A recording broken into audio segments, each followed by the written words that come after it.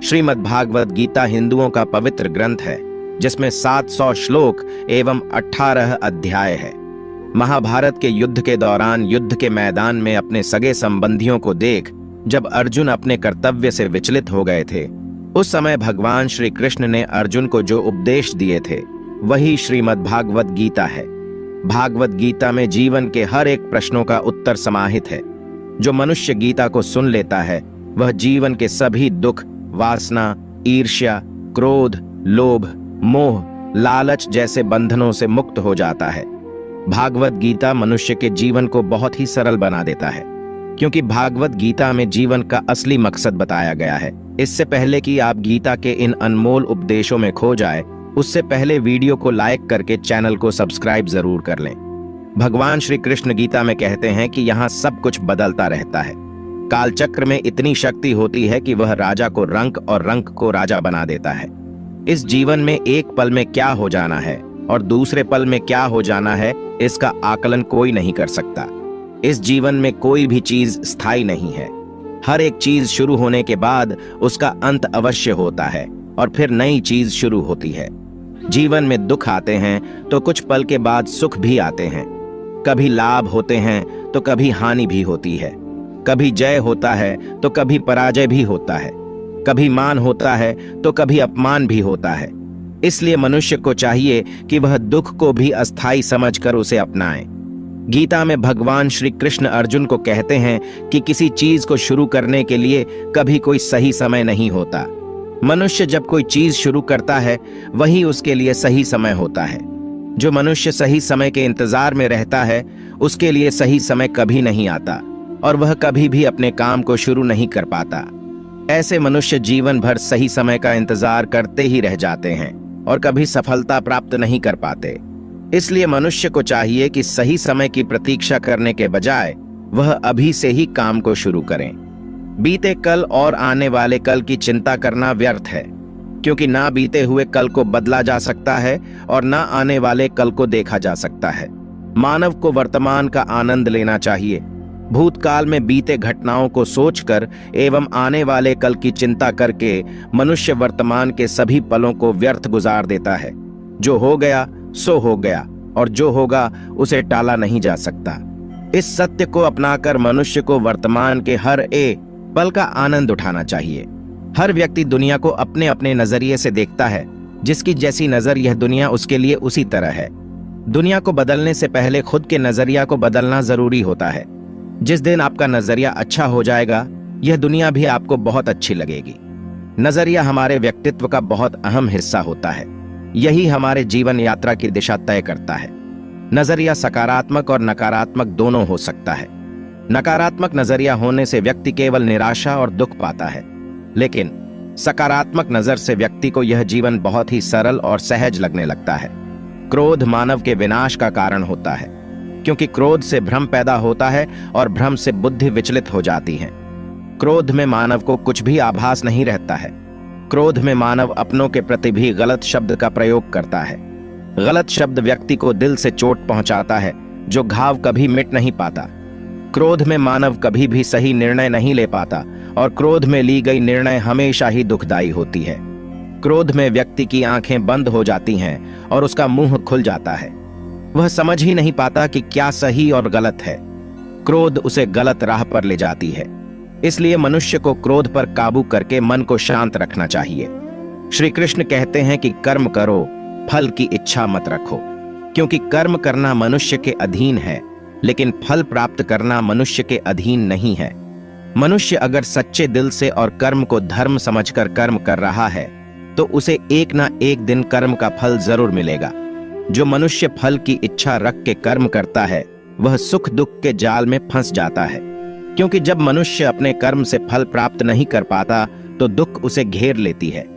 फल की पहली चिंता करने से मनुष्य अपने कर्म को सही से नहीं कर पाता, लेकिन जो मनुष्य बिना फल की चिंता किए कर्म को करता है उसे फल अवश्य मिलता है और वही व्यक्ति ज्ञानी होता है। कृष्ण कहते हैं कि मन जिसके बारे में हम सुनते हैं लेकिन कभी देख नहीं पाते, क्योंकि मन हमारे शरीर का एक शक्तिशाली अदृश्य हिस्सा है। मन ही तो है जो मनुष्य में तरह तरह के भाव को उत्पन्न कराता है और मनुष्य उसी के अनुसार व्यवहार करता है। मन मनुष्य को अपने जाल में इस कदर फंसा के रखता है कि मनुष्य लाख कोशिश कर ले, लेकिन वह अपने मन पर काबू नहीं पा पाता। मन काफी शक्तिशाली होता है। वह मनुष्य को अपने अधीन रखता है और हमारा मन हमें चाहता रहता है। मन मनुष्य को घमंड की मदिरा पिलाकर मदहोश करने की शक्ति रखता है। मन मनुष्य को जीवन के अंत तक अपने जाल से निकलने नहीं देता, जिस कारण मनुष्य सदा जीवन के मोह माया में व्यस्त रहता है। हर मनुष्य की आत्मा के अंदर परमात्मा का प्रकाश है और उस परमात्मा का साक्षात्कार करने के लिए मनुष्य को अपने मन पर नियंत्रण करना चाहिए। एक बार मनुष्य मन पर काबू पाने में सफल हो जाए तो वह जीवन के मोह माया से बहुत आसानी हट सकता है। मनुष्य का शरीर विनाशी है, उसका कोई अस्तित्व नहीं, लेकिन मनुष्य का आत्मा अविनाशी है। आत्मा कभी नहीं मरती, यह सदा अमर रहती है। आत्मा को ना कोई शस्त्र मार सकता है, ना कोई अस्त्र मार सकता है। मनुष्य का शरीर मृत्यु के बाद 5 तत्वों में विलीन हो जाता है, लेकिन आत्मा दोबारा नए शरीर में जन्म लेती है। इस प्रकार जो व्यक्ति जीवन के इस सत्य को समझ जाता है कि आत्मा कभी नहीं मरती, वह व्यक्ति कभी किसी के मरने का शोक नहीं मनाता, क्योंकि उसे पता है कि केवल शरीर मरा है, आत्मा तो जिंदा है। शरीर का नाश होने के बाद आत्मा दोबारा किसी अन्य शरीर का रूप लेगी। व्यक्ति जो कर्म कर रहा है वह पाप है या पुण्य, यह कार्य को करते हुए देखकर नहीं कहा जा सकता। व्यक्ति किसी भी कर्म को जिस भावना से करता है, वही उस व्यक्ति के कर्म को पाप और पुण्य के रूप में परिभाषित करता है। उदाहरण के लिए, कोई व्यक्ति धन के लालच में किसी की हत्या कर देता है, वहीं दूसरा व्यक्ति किसी की जान बचाने के लिए किसी दुष्ट व्यक्ति की हत्या कर देता है। यहाँ दोनों व्यक्ति के द्वारा किसी की हत्या की गई है, दोनों का ही कर्म समान है, लेकिन दोनों का कर्म पाप का भागीदारी नहीं है। लूट के उद्देश्य से हत्या करने वाले व्यक्ति का कर्म पाप का भागीदारी होगा, लेकिन किसी के जान बचाने के उद्देश्य से दुष्ट व्यक्ति की गई हत्या पाप की श्रेणी में नहीं आएगा। जिस चीज को पाने के लिए मनुष्य जीवन भर संघर्ष करता है, जिसे पाने के लिए अपनों से बगावत करता रहता है, जिसे पाने के लिए सब कुछ कर जाता है, उनमें से कोई भी चीज मृत्यु के दौरान उसके साथ नहीं जाती। इसलिए हर मनुष्य को जीवन के इस सत्य को अपनाकर संतुष्ट रहना चाहिए। खुद पर विश्वास मनुष्य को ताकतवर बनाती है। आपकी सफलता आपके खुद के विश्वास पर निर्भर करती है। व्यक्ति अगर खुद पर विश्वास कर ले तो वह हर एक कठिन कार्य को कर सकता है। खुद पर विश्वास मनोबल को ऊंचा करती है और व्यक्ति लक्ष्य को प्राप्त करने के लिए निश्चय कर पाता है। खुद पर विश्वास करके अगर मनुष्य कर्म में लग जाए तो उस कर्म को करने में उसे आनंद आता है और निश्चित ही उसे सफलता मिलती है। आज संसार के मानव विभिन्न धर्मों में बंट चुका है और वे धर्म, संप्रदाय और भगवान के नाम पर एक दूसरे के विरोधी हैं, लेकिन उन्हें नहीं पता कि संसार में ईश्वर के कई रूप हैं और इसमें कोई भी छोटा नहीं है। परमात्मा का हर एक रूप समान है। जिस तरीके से हर एक नदी अंत में सागर में जाकर मिलती है, उसी तरह हर एक धर्म, मत की धाराएं परमात्मा रूपी सागर में जमा होती हैं। इस संसार के निर्माता एक ही परमपिता है। इसलिए हर एक इंसान को धर्म जात से परे एक ईश्वर की आराधना करते हुए मिलजुल कर रहना चाहिए। जो व्यक्ति कर्म और ज्ञान को अलग अलग समझता है वह अज्ञानी है। ज्ञानी व्यक्ति के लिए कर्म और ज्ञान दोनों ही एक ही है, क्योंकि बिना कर्म के ज्ञान का कोई अर्थ नहीं। गीता कहती है कि ज्ञान को पढ़ने से प्राप्त नहीं किया जा सकता, इसके लिए अनुभव करना चाहिए और अनुभव करने के लिए कर्म करना जरूरी होता है। इस तरह कर्म करने से ज्ञान का अनुभव होता है। संसार में सबसे ऊंचा धर्म कर्तव्य का पालन करना है। जो व्यक्ति अपने कर्तव्यों का भली भांति पालन करता है, उसे सुख और मन की शांति का अनुभव होता है।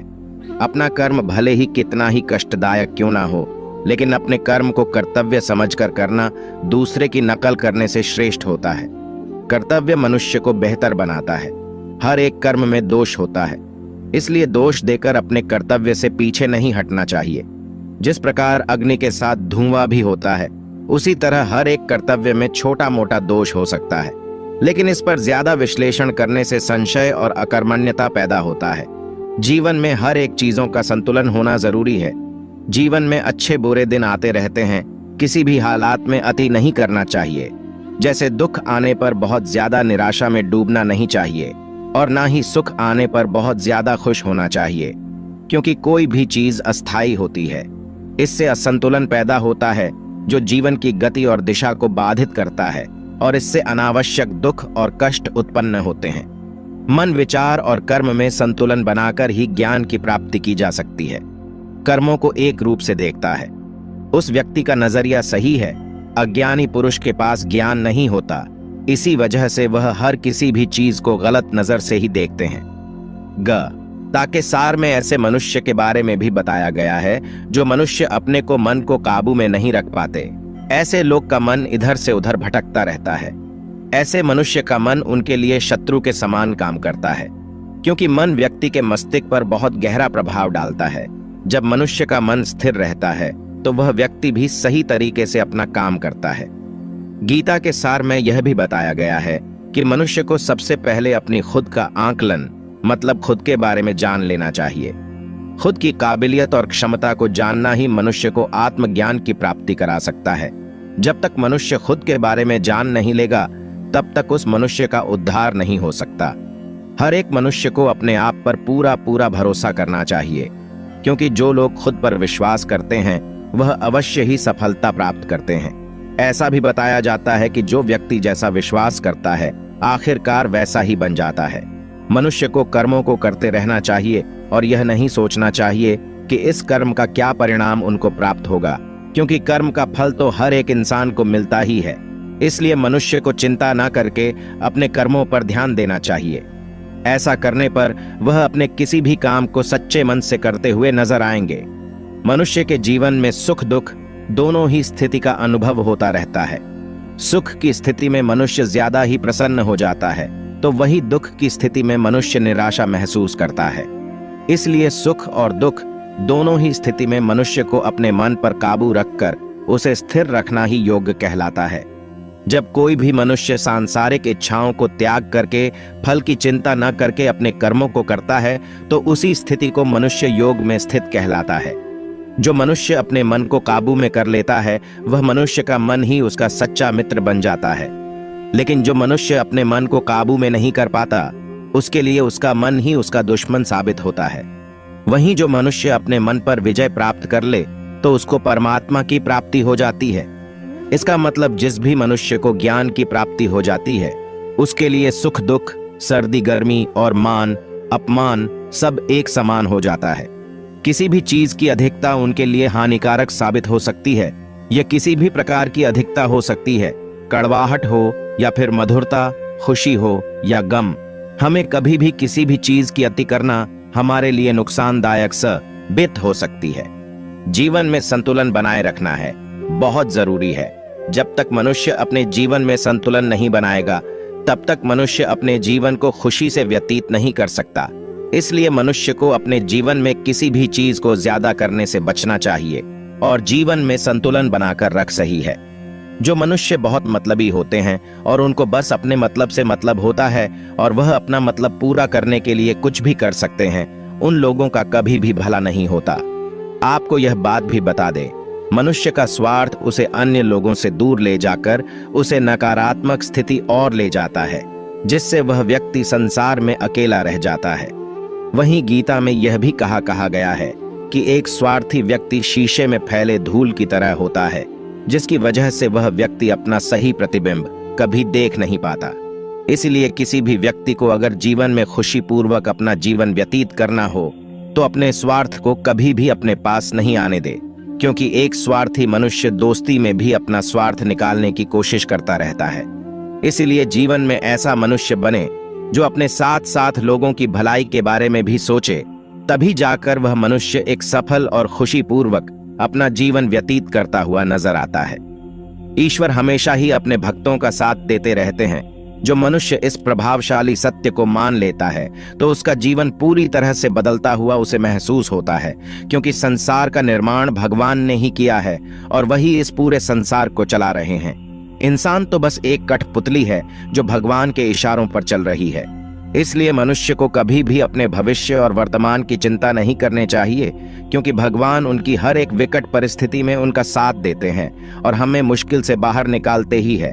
इसलिए हम सबको ईश्वर पर सदैव भरोसा रखना चाहिए। लोग सदैव ही हर एक परिस्थिति में सत्य पर संदेश की आदत रखते हैं और जरूरत से ज्यादा शक करते हैं।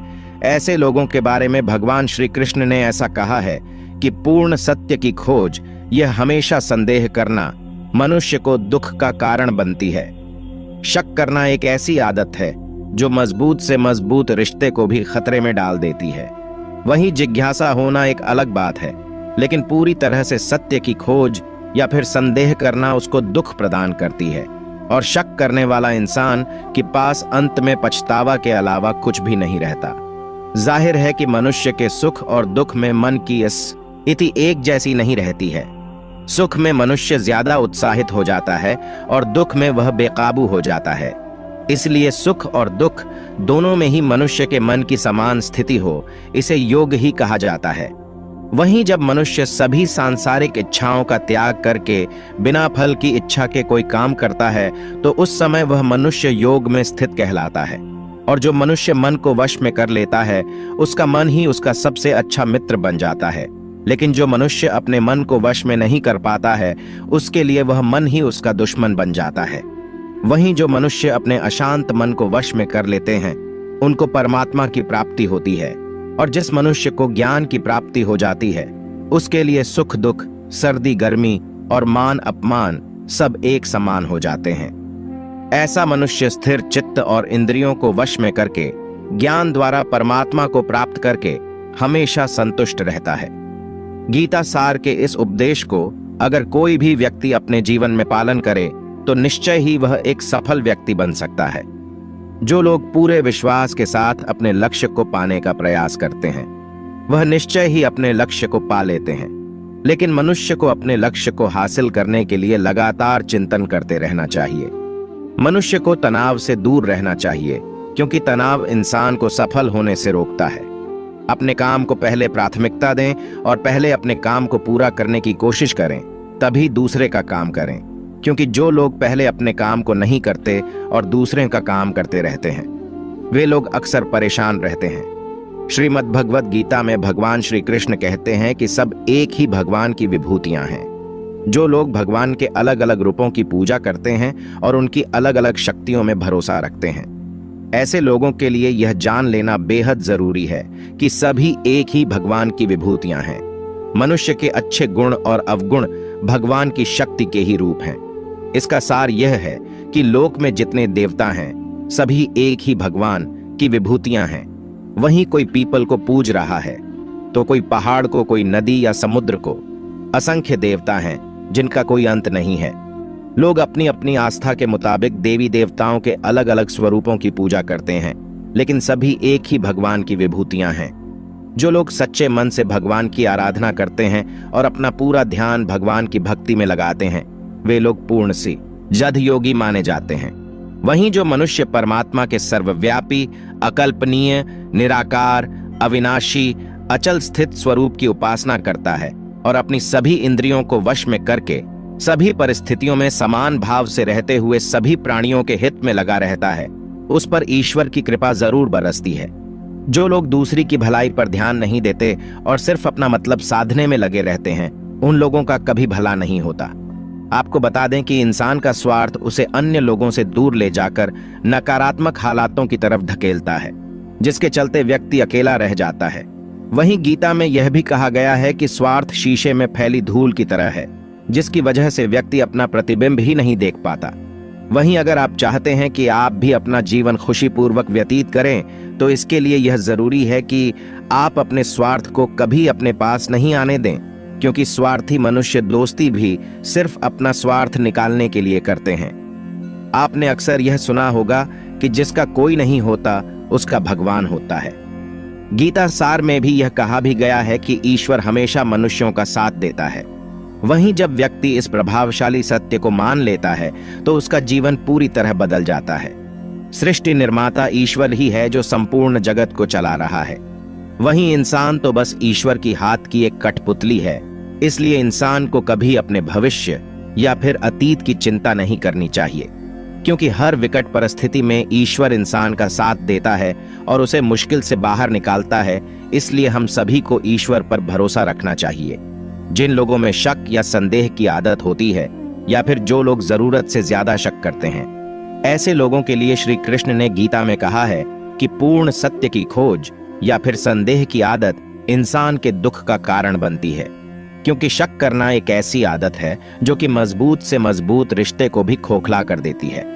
वहीं जिज्ञासा होना भी लाजमी है, लेकिन पूरी तरह सत्य की खोज या फिर संदेह ही इंसान के दुख का कारण बनती है और शक करने वाले इंसान बाद में इसका पश्चाताप करते हैं। श्री कृष्ण कहते हैं कि जो चीजें हमारे दायरे से बाहर हो उसमें समय गंवाना मूर्खता ही होगी। न तो यह शरीर तुम्हारा है और न ही तुम इस शरीर के मालिक हो। यह शरीर पंच तत्वों से बना है, आग, जल, वायु, पृथ्वी और आकाश। एक दिन यह शरीर इन्हीं पंच तत्वों में विलीन हो जाएगा। जी, घी में हम कितने सही हैं और कितने गलत हैं, यह केवल दो लोग जानते हैं, एक परमात्मा और दूसरी हमारी अंतरात्मा। परिवर्तन ही संसार का नियम है। एक पल में हम करोड़ों के मालिक हो जाते हैं और दूसरे पल ही हमें लगता है कि हमारे पास कुछ भी नहीं है। क्रोध से भ्रम पैदा होता है, भ्रम से बुद्धि व्यग्र होती है। जब बुद्धि व्यग्र होती है तब तर्क नष्ट हो जाता है। जब तर्क नष्ट होता है तब व्यक्ति का पतन हो जाता है। जैसे अंधेरे में प्रकाश की ज्योति जगमगाती है, ठीक उसी प्रकार से सत्य की चमक भी कभी फीकी नहीं होती। इसलिए व्यक्ति को सदैव सत्य के मार्ग पर चलना चाहिए। मनुष्य जिस रूप में ईश्वर को याद करता है, ईश्वर भी उसे उसी रूप में दर्शन देते हैं। अपने आप को भगवान के प्रति समर्पित कर दो, यही सबसे बड़ा सहारा है। जो कोई भी इस सहारे को पहचान गया है वह डर, चिंता और दुखों से आजाद रहता है। इंद्रियों की दुनिया में कल्पना सुखों की प्रथम शुरुआत है और अंत भी जो दुख को जन्म देता है। मन की गतिविधियों, होश, श्वास और भावनाओं के माध्यम से भगवान की शक्ति सदा तुम्हारे साथ है और लगातार तुम्हें बस एक साधन की तरह प्रयोग करके सभी कार्य कर रही है। बुरे कर्म करने वाले, सबसे नीच व्यक्ति जो राक्षसी प्रवृत्तियों वाले होते हैं और जिनकी बुद्धि माया ने हर ली है, वो मेरी पूजा या मुझे पाने का प्रयास नहीं करते। बुद्धिमान को अपनी चेतना को एकजुट करना चाहिए और फल के लिए इच्छा नहीं करनी चाहिए। सज्जन व्यक्तियों को सदैव अच्छा व्यवहार करना चाहिए, क्योंकि इन्हीं के पद चिन्हों पर सामान्य व्यक्ति अपने रास्ते चुनता है। भगवान श्री कृष्ण ने श्रीमद् भगवत गीता में जो भी उपदेश दिए हैं, अगर इन उपदेशों को लोग अपने जीवन में उतार लें तो वे निश्चय ही अपने जीवन में सफल हो सकते हैं। गीता सार के ये उपदेश वाकई एक सफल जीवन के निर्माण करने में अपनी अहम भूमिका निभाते हैं।